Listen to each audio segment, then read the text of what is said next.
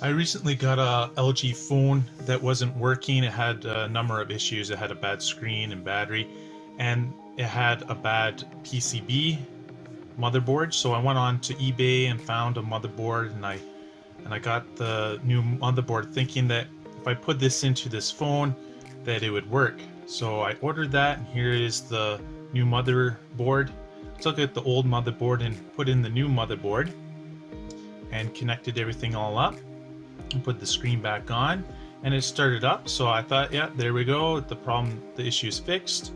But then I didn't realize, but that motherboard was already signed in with the other Google account. So I had this idea that what would happen if I switched the memory between the two motherboards. Chip on the motherboard, it's there, and I googled it, and I found that this is for the mobile storage for Samsung, and it's a 32 gigabytes.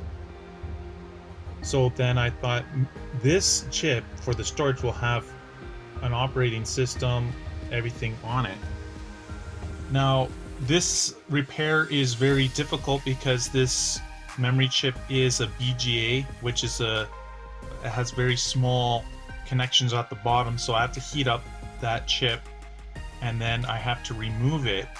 And this repair is not always successful because you have to have equipment to do this, and there's a lot of potential for something to go wrong.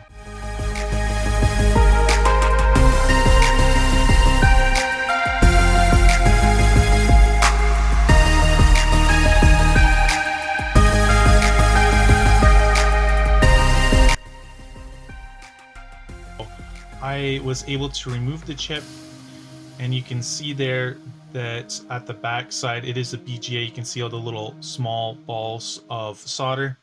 So I had to clean up the new board. So I'm putting some flux and making sure that all those contacts are good for the old memory chip to be put in this place, because we want to try to access those files and get the phone to the original state that it was in.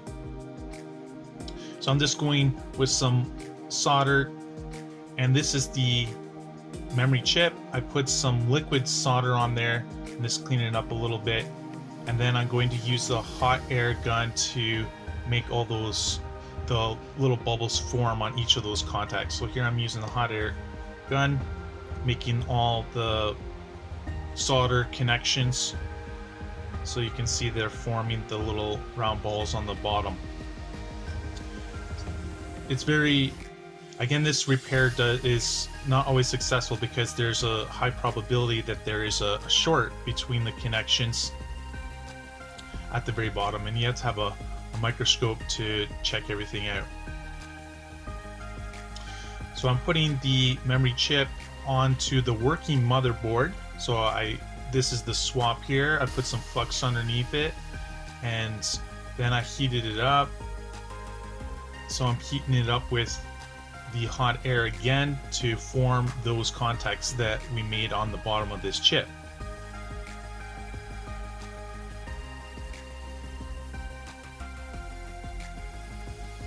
There we go. I'm just testing the chip that it's on solid, and it is.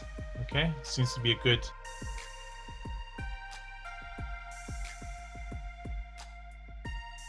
Putting everything back into, I'm just putting the phone back together to verify if it's going to work, putting it in the battery, and I'm holding the power button, and it's just a black screen. It was not a successful hack there. It was a good attempt. I'm not sure if anyone has done this before or not. If you have, please leave a comment in the comment section so that I know if this is possible, switching the memory.